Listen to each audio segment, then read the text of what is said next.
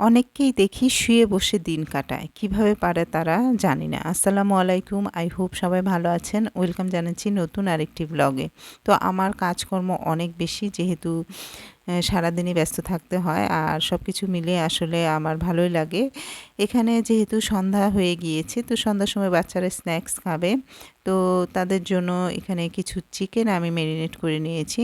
Marinate করার জন্য আসলে তেমন মশলার দরকার হয় না। ঘরে যা আছে তাই যেমন মরিচের গুঁড়া, সয়া সস, তারপরে হচ্ছে ধনের গুঁড়া, লবণ, চিলি ফ্লেক্স এগুলো দিয়ে আমি চিকেনটাকে সুন্দর করে একটু মেরিনেট করে নিয়েছি।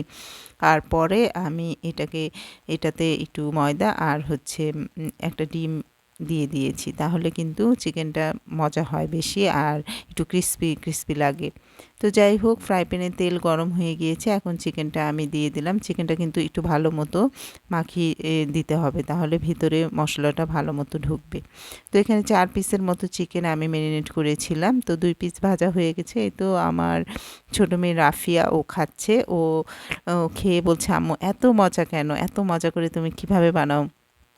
বাচ্চারা যখন মজা করে খায় আর এত সুন্দর করে বলে যে, "আম্মু আসলে অনেক মজা হয়েছে, তুমি কিভাবে বানাও?" তখন আসলে সব কষ্টই আসলে কষ্ট মনে হয় না। তো যাই হোক এখন বড় মেয়ের জন্য আমি এই তো সতে ভেজিটেবল করলাম আর চিকেনটা রেডি করে দিলাম। তো ওরা খাচ্ছে আর আমি এদিকে কাজকর্ম সব গুছিয়ে নিচ্ছি যেহেতু রাত ১০টা বেজে গিয়েছে। তখন মনে হলো ওহো! আমার তো একটা কেক বানানো দরকার যেহেতু আমাদের খুব কাছের মানুষ তার কালকে বার্থডে। তো তার জন্য একটা কেক রেডি করতে হবে। তো যেই কথা সেই কাজ। কেকটা আজকে যদি রেডি করে রাখি তাহলে পরের দিন আমি সুন্দর শান্তিমতো আরকি ডেকোরেট করতে পারবো।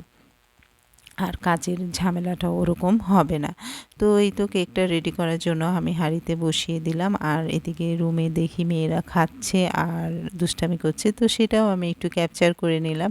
আসলে ওদের দুষ্টামি আর ওদের খুনসুটি সব কিছুই আমার ভালো লাগে আর এটা আমি ক্যাপচার করে রাখি। পরে দেখতে আমার ভীষণ ভালো লাগে। তো ফাইনালি কেকটা রেডি হয়ে গিয়েছে। এই তো দেখতেই পাচ্ছেন। তো খুব সুন্দর হয়েছে কেকটা। আসলে এটা হচ্ছে আমার ছোট বোনের হাসব্যান্ড রাজুর জন্য। তো রাজু ভালো থেকো। তোমার জন্য শুভকামনা রইলো।